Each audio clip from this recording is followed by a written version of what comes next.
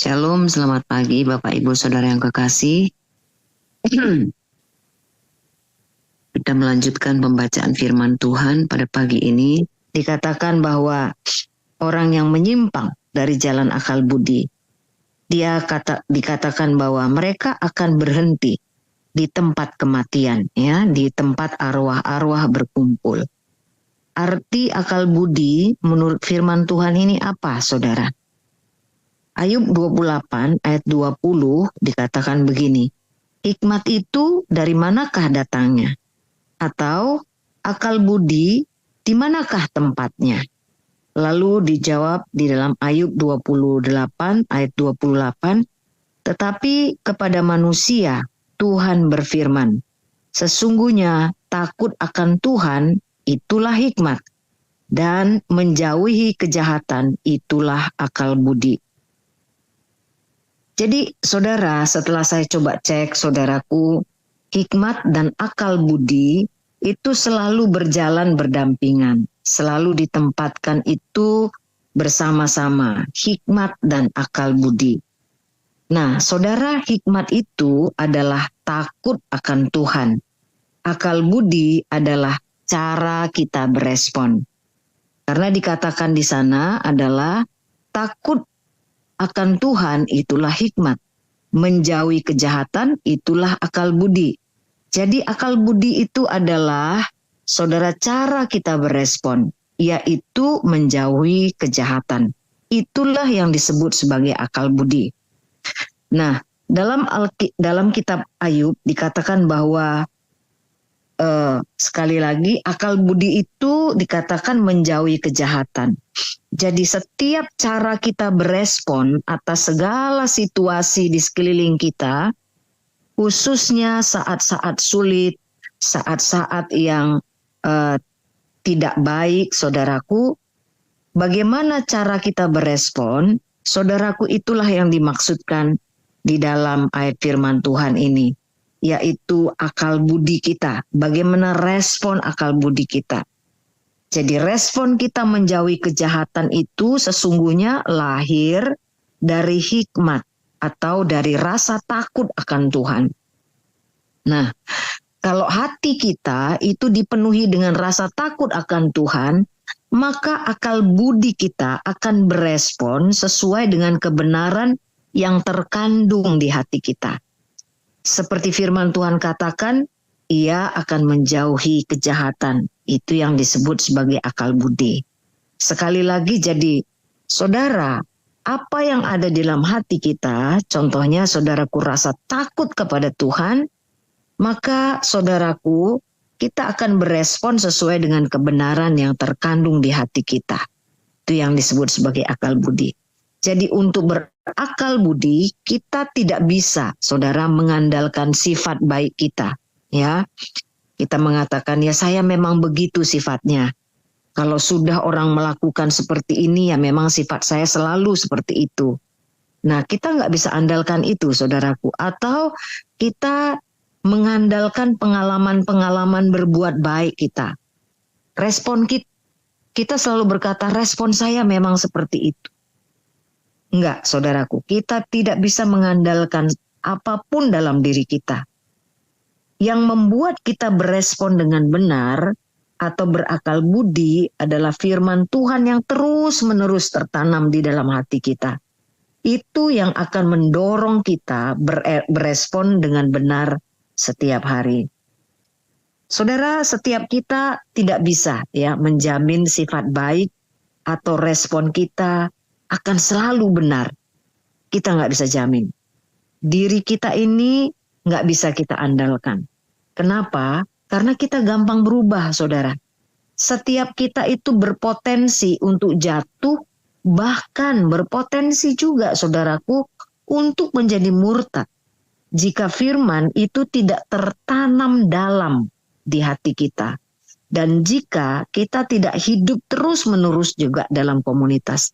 Nanti kita akan bahas, saudara. Dikatakan di dalam kitab Amsal, orang yang menyimpang dari jalan akal budi, dia akan berhenti di tempat arwah berkumpul. Apa maksud ayat firman itu? Saudara, saya mendefinisikannya, saudaraku, maksud ayat firman Tuhan itu ada dua. Yang pertama adalah kembali melakukan kecemaran dunia. 2 Petrus 2 ayat 20-22 dikatakan begini. Sebab jika mereka oleh pengenalan mereka akan Tuhan dan Juru Selamat kita Yesus Kristus telah melepaskan diri dari kecemaran-kecemaran dunia, tetapi terlibat lagi di dalamnya, maka akhirnya keadaan mereka lebih buruk daripada yang semula. Karena itu bagi mereka adalah lebih baik jika mereka tidak pernah mengenal jalan kebenaran daripada mengenalnya, tapi kemudian berbalik dari perintah kudus yang disampaikan kepada mereka. Bagi mereka cocok apa yang dikatakan peribahasa yang benar ini. Anjing kembali lagi ke muntahnya, dan babi yang mandi kembali lagi ke kubangannya. Saudara, ayat firman Tuhan dalam kitab Amsal ini, saudaraku, Amsal 21 ayat 16, saudaraku, menyimpang dari jalan akal budi. Pengertiannya yang pertama adalah kembali melakukan kecemaran. Ya, saudara, firman ini katakan, saudaraku, ada sebuah peribahasa dikatakan. Anjing kembali lagi ke muntahnya, babi yang mandi kembali lagi ke kubangannya. Saudara, hal yang paling menjijikkan yang pernah saya lihat adalah ketika anjing memuntahkan makanannya dan memakannya kembali. Itu biasa kita lihat, saudaraku, ya. Waktu ada anjing saya dulu melahirkan, saudaraku. Nah, itu suaranya. Iya, ketika ada satu kali anjing saya, saudara yang kekasih, itu melahirkan, saudaraku, anak-anaknya banyak. Saudara, ketika dia makan, saudara, lalu kemudian dia makan sampai kenyang, lalu kemudian, saudaraku, dia muntahkan kepada anak-anaknya yang berada di luar, saudaraku, lalu kemudian anak-anaknya itu makan muntahan induknya, dan induknya juga memakan muntahannya. Saudara, itu saya sangat menjijikkan ya bagi saya. Walaupun saya suka anjing, saudaraku, tapi itu perbuatan yang sangat menjijikkan. Memuntahkan makanannya dan memakannya kembali. Nah, demikianlah Allah menggambarkan betapa sangat menjijikkan ketika seseorang yang sudah mengenal kebenaran, lalu melakukan kembali kecemaran-kecemaran dunia yang dulu dia benci. Nah, beberapa contoh dalam Alkitab saya ingin pelajari, saudaraku, pagi hari ini, di mana mereka telah hidup dalam Tuhan, namun dalam perjalanannya, mereka telah menyimpang dari jalan kebenaran. Ini ada beberapa contoh, saudaraku, untuk menjadi peringatan bagi kita. Yang pertama itu Demas. 2 Timotius 4 ayat 10 dikatakan begini. Karena Demas telah mencintai dunia ini dan meninggalkan aku. Ia telah berangkat ke Tesalonika. Krekes telah pergi ke Galatia dan Titus ke Dalmatia. Ini pernyataan daripada Paulus, saudaraku, tentang Demas. Siapakah Demas itu? Demas adalah seorang murid Paulus. Ya, tolong di mute buat saudara yang masih belum mute. Oke. Demas adalah seorang murid Rasul Paulus yang, saudara, yang senantiasa ikut dalam setiap pelayanan gurunya. Ya, jadi dia adalah murid daripada Paulus. Ia adalah seorang pelayan yang taat.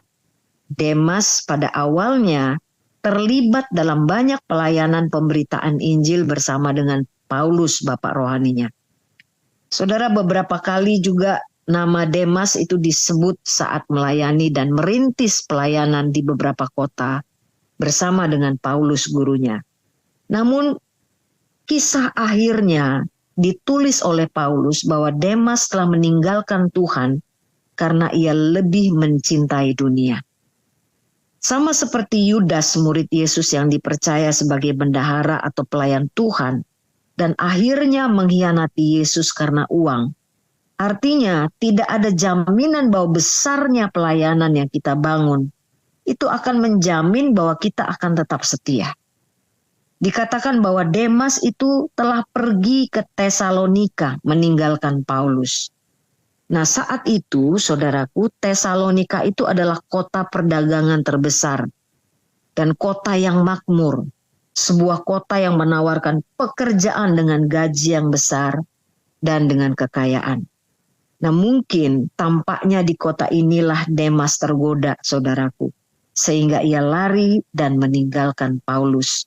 Paulus katakan, Demas telah pergi meninggalkan aku, dan dia telah mencintai dunia.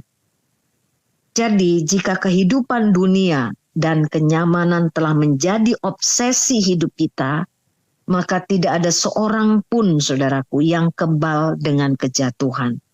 Itu sebabnya, kenapa setiap hari, saudaraku, kita harus mengizinkan firman-Nya itu mengingatkan kita, saudaraku, dan kita harus dengan rendah hati bersedia untuk dikoreksi. Tiap hari, saudaraku ya, firman-Nya itu mengoreksi kita, mengingatkan kita, saudaraku, secara detail, saudaraku. Roh Tuhan memberitahukan kepada kita. Kita harus menyediakan hati kita untuk apa? Mengingatkan kita dan dengan rendah hati bersedia untuk dikoreksi.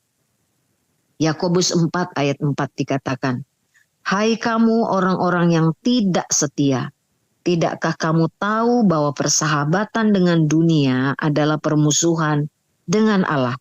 Jadi barang siapa hendak menjadi sahabat dunia ini, ia menjadikan dirinya musuh Allah." Nah, saudara, apa penyebab mereka menyimpang dari jalan Tuhan? Apa penyebab Demas menyimpang dari jalan Tuhan? Persahabatan dengan dunia. Pertanyaannya adalah, apa artinya persahabatan dengan dunia? Saudara, persahabatan dengan dunia itu artinya adalah saling berbagi, ya, dan menerima nilai-nilai, prinsip-prinsip dunia, saling mempengaruhi satu dengan yang lain. Nah, seiring berjalannya waktu, kita akan menjadi menyerupai mereka, terbiasa dengan perilaku-perilaku dan kebiasaan mereka. Lalu tanpa kita sadari, kita telah mencintai dunia dan menjadi musuh Allah, meskipun mungkin kita ada di dalam gereja. Itu bukan berarti kita harus menjauhkan diri ya saudaraku dari segala hal di dalam dunia ini. Tapi yang terpenting adalah pemikiran kita, akal budi kita itu harus diperbaharui setiap hari. Jadi persahabatan dengan dunia itu dimulai dengan akal budi. Pemikiran kita yang tidak diperbaharui setiap hari. Sehingga prinsip-prinsip dunia, saudara, mempengaruhi keputusan-keputusan kita, pikiran-pikiran kita, nilai-nilai dunia, itu menyelusup masuk seperti asap yang masuk, saudaraku, ke dalam sebuah ruangan tanpa kita sadari, tapi kita telah mencium baunya. Nah, Roma 12 ayat 2 dikatakan begini, "Janganlah kamu menjadi serupa dengan dunia ini, tapi berubahlah oleh pembaharuan budimu, sehingga kamu dapat membedakan mana kehendak Allah, apa yang baik, yang berkenan kepada Allah, dan yang sempurna." Nah, saudara, kita mau lihat lagi contoh-contoh yang lainnya.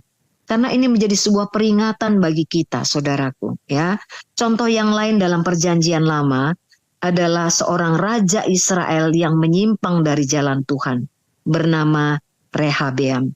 2 Tawarikh 12 ayat 1 sampai 2 ayat dikatakan begini. Rehabeam beserta seluruh Israel meninggalkan hukum Tuhan ketika kerajaannya menjadi kokoh dan kekuasaannya menjadi teguh. Tetapi pada tahun kelima zaman Raja Rehabeam, majulah Sisak Raja Mesir menyerang Yerusalem karena mereka berubah setia terhadap Tuhan. Tuhan mengizinkan, saudaraku, Raja Mesir yang bernama Sisak, saudaraku, menyerang Yerusalem. Karena Alkitab katakan karena mereka berubah setia terhadap Tuhan. Nah, Raja Rehabeam, saudaraku, meninggalkan hukum Tuhan justru ketika kerajaannya kokoh dan kekuasaannya teguh, saudaraku. Ya, dan diikuti oleh seluruh Israel, mereka meninggalkan hukum Tuhan dan berubah menjadi tidak setia. Ini yang perlu kita waspadai, saudaraku. Ketika kemapanan hidup telah datang kepada kita, maka godaan meninggalkan hukum-hukum Tuhan akan menghampiri kita. Saudara, kita berpikir bahwa hukum Tuhan itu tidak lagi relevan dengan situasi kehidupan saya saat ini. Lalu kita mulai kompromi. Akhirnya apa? Kita menjadi terseret dengan persahabatan dengan dunia. Dan saudaraku, kita tidak menyadari, saudaraku, kita sudah menjadi musuh Allah. Saudara, kita bersyukur ketika Tuhan memberkati kita. Tetapi yang perlu kita waspadai adalah ketika kemapanan hidup, saudara yang kekasih, itu sudah menjadi kenyamanan bagi kita. Dan kecenderungannya adalah, saudaraku, kita terseret dengan kompromistis. Nah, apa akibatnya, saudaraku, ketika menyimpang dari jalan akal budi? Firman Tuhan mengingatkan Yeremia 2 ayat 19. Kejahatanmu akan menghajar engkau dan kemurtatanmu akan menyiksa engkau. Ketahuilah dan lihatlah betapa jahat dan pedihnya engkau meninggalkan Tuhan Allahmu dan tidak gemetar terhadap aku. Demikianlah firman Tuhan Allah semesta alam. Saudara yang kekasih, firman ini mengingatkan kita, saudaraku. Kejahatan yang kita lakukan itu akan menghajar. Dan kemurtatan yang dilakukan itu akan menyiksa kita, saudaraku. Nah, saudara, firman ini juga mengingatkan akan betapa pedihnya yang kita alami ketika kita meninggalkan Tuhan. Inilah yang disebut berhenti di tempat arwah-arwah berkumpul. Ada suasana kematian, kengerian yang menakutkan. Kemurtatanmu dikatakan akan menyiksa engkau, kata firman Tuhan. Jadi potensi untuk jatuh, saudaraku yang kekasih, bukan hanya kepada jemaat, tetapi potensi kita untuk jatuh justru, saudara, dialami oleh Rehabeam. Ketika kerajaan sudah menjadi kokoh dan teguh, saudaraku, justru dia menyimpang dari jalan kebenaran. Nah, saudara, ada seorang ketika berpikir, saudaraku, dia berpikir begitu dalam, dia lihat begitu enaknya orang-orang yang hidup, saudaraku, yang berada di area abu-abu.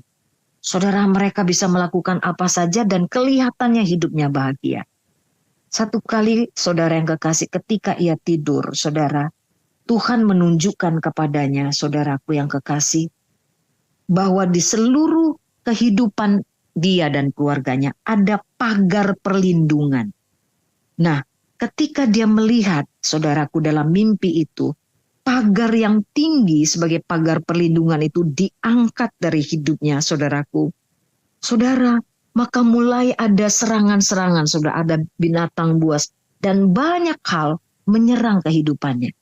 Saudara yang kekasih, tahukah kita bahwa kehidupan kita yang banyak kita tidak sadari, saudara yang kekasih, kita tidak sadari ada jerat di depan kita. Tuhan menyediakan perlindungan-perlindungan bagi kita dan keluarga. Saudara, bukankah Tuhan melindungi anak-anak kita, saudaraku, daripada orang-orang yang ingin melakukan kejahatan kepada mereka? Mungkin kita sebutnya itu sebuah kebetulan, tetapi pagar perlindungan Tuhan telah melakukannya atas anak kita. Ada banyak cerita dan peristiwa. Pagar perlindungan Tuhan itu, saudaraku, mengawal kehidupan kita. Mazmur 46 ayat 2, Allah itu bagi kita tempat perlindungan dan kekuatan. Sebagai penolong dalam kesesakan, sangat terbukti. Siapa, saudara, yang menolong kita, melepaskan kita dari jerat perangkap yang kita tidak sadari? Tuhan yang Maha Kuasa. Nah, saudara yang kekasih, contoh yang terakhir ini adalah Lot.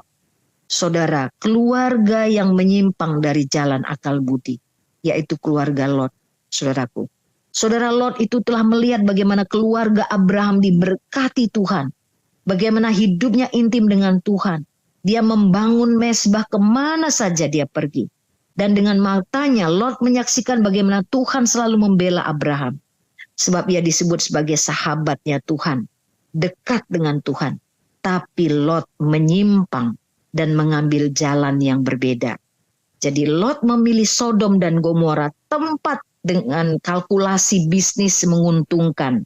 Seperti taman Tuhan Alkitab katakan. Sodom itu penuh dengan dosa dan kejahatan di mata Tuhan. Saudara, Lot itu tidak menanamkan kebenaran pada anak-anaknya sebagai dasar hidup mereka. Sehingga akhirnya, saudaraku, anak-anak itulah yang membuat hidup Lot, saudaraku, menderita. Seluruh keluarganya berhenti pada kematian. Seperti firman Tuhan katakan tadi, tempat arwah-arwah berkumpul. Saudara yang kekasih, mari kita belajar, saudaraku. Ingat, saudaraku, kita hidup di akhir zaman ini, saudaraku. Saudara, pengertian penyimpang dari jalan akal budi adalah juga mengikuti pengajaran firman yang menyesatkan. Saudara ingat ya, saat ini begitu sulit mendidik anak-anak muda. Karena begitu banyak model ibadah pada saat ini, saudaraku ya. Saudara, kita hidup zaman di mana iblis gencar menggunakan tipuannya, ya saudaraku, menarik banyak orang percaya supaya berpaling kepada Tuhan. Penyesat-penyesat dan ajaran palsu atau setengah kebenaran itu mengaburkan kebenaran berita Injil, seperti contohnya apa, saudaraku? Kristen progresif, ajaran oneness, cheap grace, teologi kemakmuran. Saudara, semua itu, saudaraku, dikeluarkan pada akhir zaman. Kita menjadi bingung. Banyak orang-orang menjadi bingung. Karena ajaran-ajaran ini, saudara yang kekasih, itu tidak seluruhnya benar. Dan tidak seluruhnya salah. Jadi setengah kebenaran. Saudara, spirit ini, saudaraku, dilancarkan oleh si jahat. Tujuannya adalah mencintai diri sendiri. Hedonisme, menjadi hamba uang. Inilah ciri-ciri ilah zaman ini. Saudara yang kekasih, mari kita, setiap kita, saudaraku, menjaga kehidupan kita. Tetap kokoh di dalam firman Tuhan. Teguh hati kita, saudaraku, tiap hari, saudaraku, supaya tidak menyimpang. Mari kita berdoa. Bapak, terima kasih Tuhan, Kau mengingatkan kami sekali lagi pada pagi hari ini. Supaya kami tetap teguh di dalam jalan-jalan kebenaran-Mu. Tuhan, tuntun kami Bapa, supaya kami tidak mengikuti jalan dunia ini dan mencintai dengan cara persahabatan dengan dunia. Terima kasih Bapa yang baik, dalam nama Yesus kami berdoa dan mengucap syukur.